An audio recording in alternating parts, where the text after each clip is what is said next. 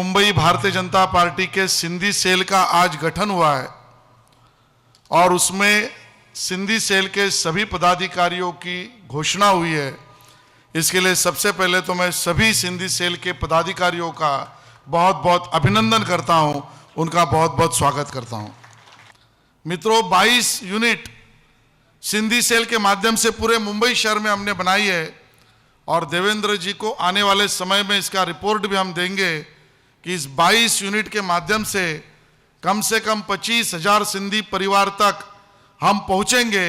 और जब सिंधी व्यक्ति का समर्थन हमको मिलता है तो इसका मतलब सिर्फ एक परिवार का समर्थन नहीं होता, इसका मतलब एक सक्षमता से जीवन जीने वाले परिवार का समर्थन होता है।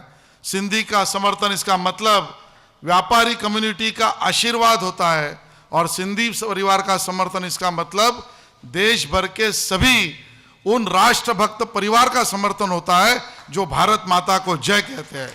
और इसके लिए आप सबसे ये अपील करते हुए और आज के इस कार्यक्रम में विशेष रूप से माननीय आडवाणी जी समय निकालकर आए, उसके लिए उनका धन्यवाद करते हुए मेरे वाणी को विराम देता हूं।